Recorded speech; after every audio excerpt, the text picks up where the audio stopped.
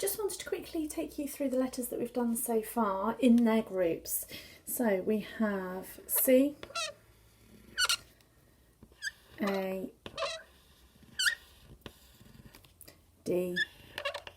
All of these letters are starting in the same way with that nice curve. S. And then we also did O this week. Now O is the first letter which finishes at the top. So I spoke to the children about it. It's not a nice one to join, but it's still part of this group to form. Okay, the next group of letters we have are our letters that begin like I. Every single one comes to the top line and back down. So we've got I initially, then we've got, we can have P. P carries on down. P's dangly, make sure they do have it dangling below. Then we also have N and R, just like O, finishes at the top. Sometimes people put a little sort of kink in the top, which does help when it comes to joining it and differentiating between an O. Don't worry at this point. They just need to know it finishes at the top and it's an awkward letter that we're not very happy about. And then we also have we only have two tall letters so far.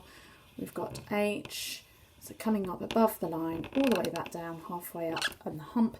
And T wants to be tall but isn't quite as tall as the others are all going to be in that group. So that's those. We then also have some blends that we're working on. So we have got SP. So by saying the sounds and then the children writing them, that's going to be really handy. SP.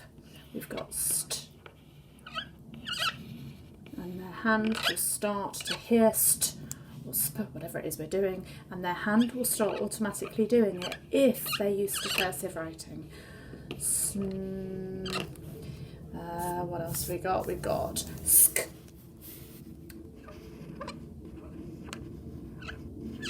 So we've got SK. And then yesterday we also did PR.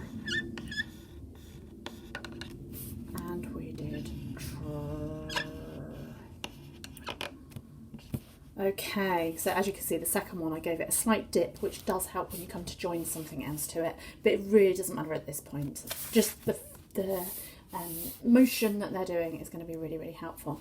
And then play around with different words, have a little play. Any bottom joiners really easily, because they're forming the letters in this way, they really easily join in. So I'm just going to quickly show you one of the top joiners joining on. In fact, I'll show you both. So we can have R going into O. So we have to pretend we've done the first bit of O and we join it halfway through its shape. Finishes at the top. T, we've got to pretend we've already gone up to the line, carry on up, down. And if you initially keep saying that, right, pretend you've done the first bit, even if you actually do have to show them initially by taking your pen off, showing them, well, so let me show with rat. So I might say to them, okay, so we've got to pretend that we've started the A, it would have started here, it would come up and it can join the R at that point. Yeah, now ideally, obviously, you don't want them taking their pen off when they're